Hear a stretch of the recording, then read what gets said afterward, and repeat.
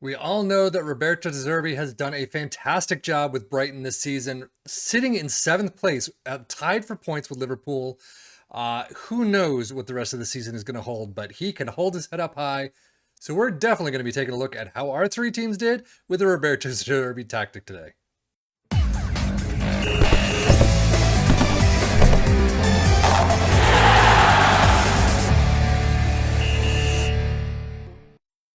With the likes of Moises Caicedo and Alex McAllister possibly leaving this summer, two big hits for Brighton. We'll see how they do in the next year or so. But in this tactic, we're going to take a look at Tottenham, Wolves, and Newcastle and how they did with a 4-2-3-1 Roberto De Zerbi Brighton tactic. This was a tactic that there is a little bit of a description in the Steam Workshop. It is in Spanish, so there you go. Warning right off the bat. They did use Cadiz, and for the team, they actually came in fourth in La Liga. So it does say 4-2-3-1. Obviously, as we can see right on the screen, it is a possession football. It is high press. So let's take a look at the tactic itself. As you can see, custom a medida, which I don't know medida is. But it does say that it is a possession football. Like I said, mentality is positive. You have a sweeper keeper in defense, wing backs on both sides. You have ball playing defenders on both sides, deep lying playmaker in the midfield on defend, a deep lying playmaker in support. Interesting, because I've always been told never use two playmakers side by side. So we'll see how this works with the three teams.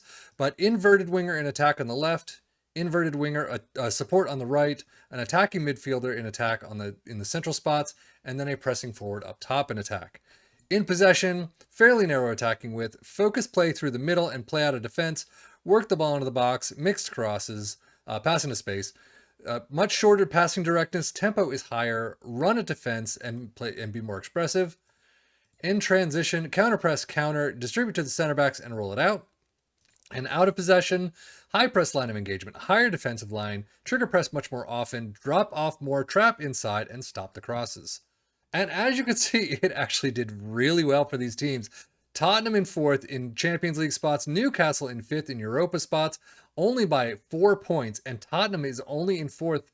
71-74. You easily pick up another game or two, and Manchester United lose a game or two, and you're in that spot. So Wolves in ninth, not a bad pickup. They're supposed to be, I believe it's around 15th. So coming up to ninth, 58 points is not too bad for them, I would say. And as you can see, funny enough, not even using tactic. Brighton, 14th spot, 46 points. For Tottenham's schedule, it looks like, they have some good pieces. They've got a couple wins, but a couple losses as well.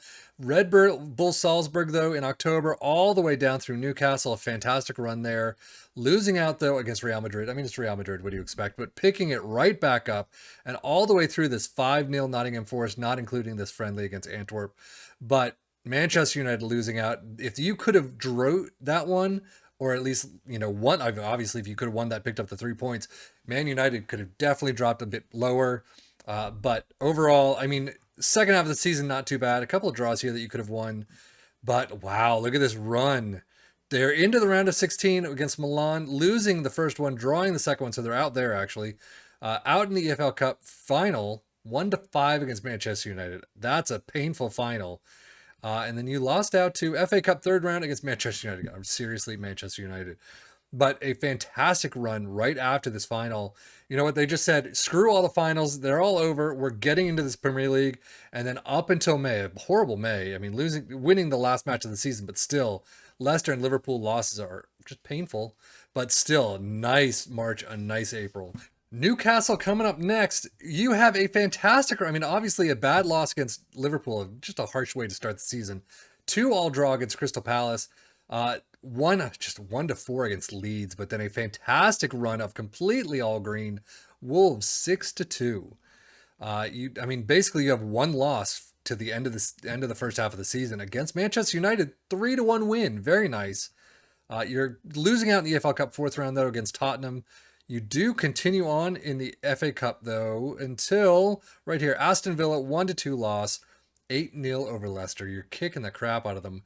Very spotty though. February's not good. March is not good. April's not too bad. You got some wins in there, and then May, 1-5 against Arsenal. Not a good result there whatsoever. Wolves. That is one of the worst starts to a season I have seen. August is awful.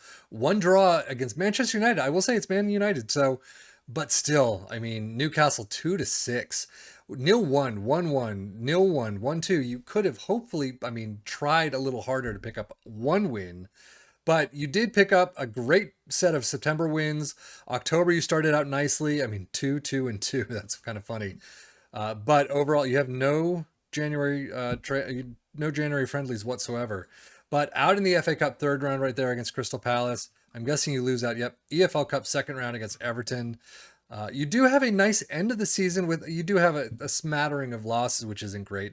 But still, greens and yellows throughout. 6-0 over Leicester. Leicester must have stunk this season. Finishing out against Newcastle 4-3. Actually, where is Leicester? Wow, 10th. Not too bad yet. Everyone's kicking the crap out of them. For Tottenham transfers, Irfan Kaveci from Fenerbahce, 9.25. Tony Weston again. Ismail Benacer from Milan. We all know how fantastic he is. 43 million. I'm going to say that was a fantastic pickup. Premier League, 15 starts, 4 goals, 4 assists, 7.37 average rating. Yeah, that's a fantastic pickup for them. Completely. Lloris to El Saad, 4.3 million. Oliver Skip to Milan for 29 million. What is going on with Tottenham this season?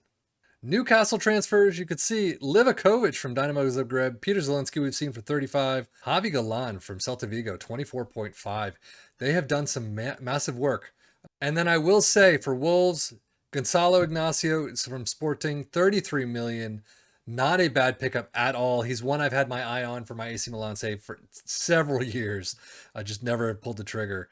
But Ruben Neves to Liverpool for 56 million. How did he do?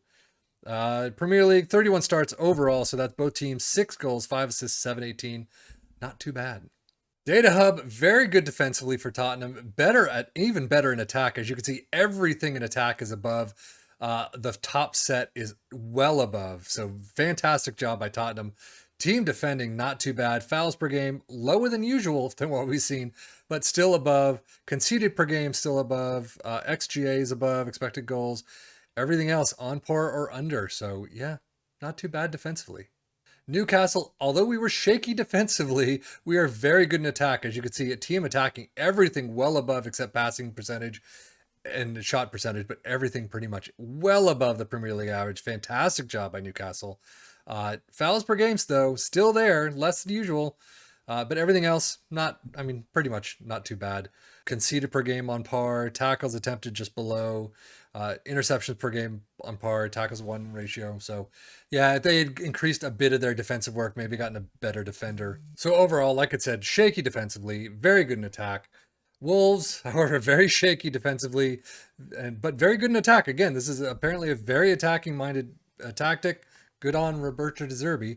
You can see team attacking is overall very good. Shot percentage is the only one tying with the Premier League average. Passing percentage is close, as is fouls against per game. Defensively, interceptions per game is above. Everything else is below. Fouls per game below. That is very interesting to see compared to every other single tactic test that we've done. So quick view of the squads for Tottenham. Very, very good average rating. Not too bad. Some greens in there, which is nice. Newcastle, a little bit less, but not too bad. 7.29 for Trippier. And then Wolves, yeah, much less. Nice pickup in the last 5, but overall, Premier League stats-wise, as you can see, Newcastle, Wolves, and Tottenham all up there in the most goals, 75, 71, and 69. To Liverpool, 77, and Man City, 77. Not bad tallies whatsoever.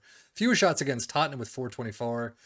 Most possession, most dribbles made, Newcastle, Wolves, and Tottenham. So they are getting it around the pitch, tiki-taka style. But fewest conceded, Tottenham with 36. Most shutouts, Tottenham and Newcastle. Most tackles won, nobody.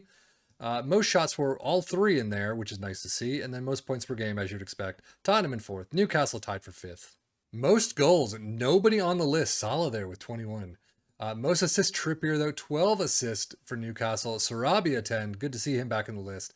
Most player of the match awards, Almiron with 5 for Newcastle. Most dribbles made, a bunch of players. So Semedo, Porro, Trippier, Ait-Nouri. Fewest conceded, Hugo Lloris before he left, 26. And most shutouts, Livakovic with 12, Hugo Lloris with 11. Tackles, nobody. Key passes, there you go, Trippier as always. Sarabia as always, pretty much when he's up there.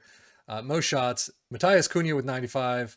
Son for Tottenham is the top goal scorer this time around for all competitions with 19. 714 for highest average rating, Son. Most assists, Kavecki with 10 assists there. 5 player of the match for Kulusevski. Definitely below average, and I'm surprised to see Kane not in the list. Wow. For Newcastle, Almiron, Isaac, and Peter Zielinski, 12 goals apiece. Highest average rating, Trippier with 729, as we saw earlier. Trippier with 13 assists, and then Almiron with 5 player of the match awards. Wow. 3 players with 12 goals apiece. That's spreading it out nicely. And then finally for Wolves, Raul Jimenez with 13 goals. Not great. I wonder if they spread it around a little as well. Pablo Sarabia, that was 715. Very nice there. 11 assists. And then 4 player of the match awards. He's just really racking up the accolades. Overall, though, this is definitely one to take a look at. So obviously this is going to play out differently as a complete sim versus your own tactics, your own shouts, your own transfers, things like that. But overall, a fantastic place to start. Tottenham in 4th, Newcastle in 5th, Wolves in 9th.